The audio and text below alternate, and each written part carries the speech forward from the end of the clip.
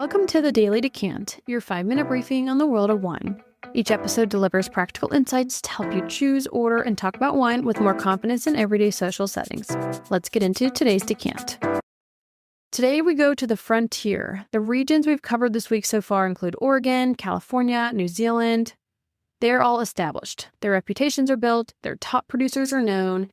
Today is about something different. The place where Pinot Noir is just beginning to realize its potential, and producers are figuring it out in real time, and where the wines are arriving at extraordinary quality before the world has fully noticed. And this is where the value is. This is where the excitement is. Let's talk Chile. The conventional wisdom about Chilean Pinot Noir has historically been unkind. Too warm, too ripe, too much alcohol, not enough complexity. And for most of the country, that assessment was fair. Central Chile, where most Chilean wine is made, is simply too warm for Pinot Noir to express anything beyond simple, jammy fruit. But Chile is a long, thin country, and as you move south, further from the equator and closer to Antarctica, the climate changes dramatically. Two zones in particular have emerged as genuinely exciting for Pinot Noir.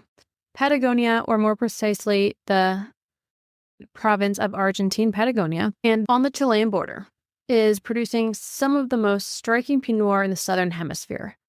At latitudes approaching 40 degrees south with mountain-cooled winds and dramatic diurnal temperature variation from the Andes, the climate here allows Pinot Noir to ripen slowly with extraordinary aromatic development.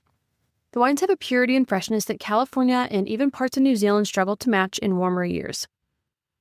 Producers to know are Chakra, an estate-making wine from ancient ungrafted Pinot Noir vines planted in the 1930s, with a collaboration with Burgundy's Jean-Marc Rouleau that has produced some of the most talked-about bottles in South American wine. Their 55, meaning 55, for the year the old vines were planted, is extraordinary. The Biobío Valley in southern Chile, roughly 400 miles south of Santiago, is cooler and wetter than any Chilean wine region that most people have heard of. The soils are volcanic and ancient, the vines planted by Spanish missionaries centuries ago. Pinot Noir emerging from the zone has a wild, almost savage quality.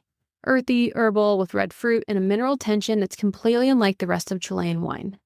It's one of the most exciting discoveries in South American wine right now, and the prices have not caught up with the quality. Producers include Clos de Fou, a project by a collective of winemakers including some Burgundian collaborators producing wines of extraordinary character. De Martino's Old Vine Biobío bottlings, among the most honest and expressive in the region.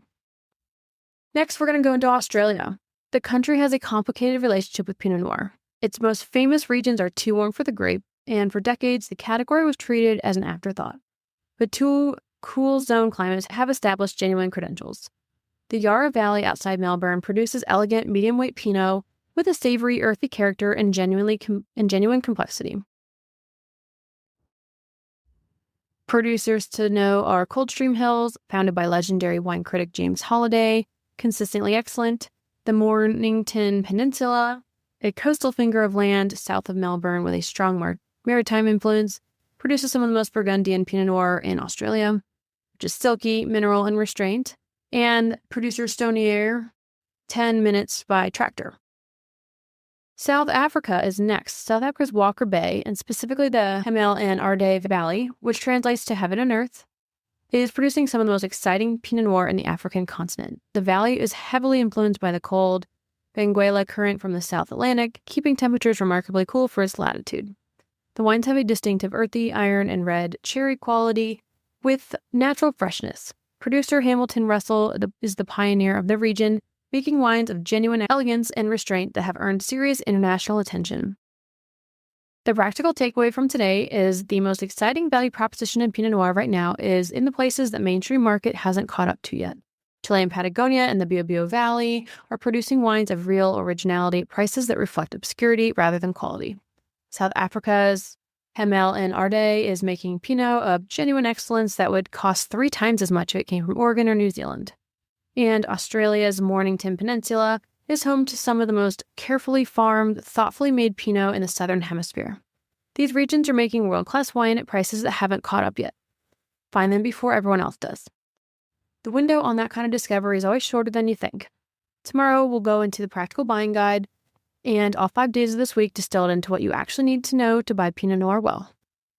That's today's Daily Decant. If you found this helpful, be sure to subscribe and share with your friends so you can continue building your wine knowledge in just a few minutes a day. See you tomorrow for your next decant.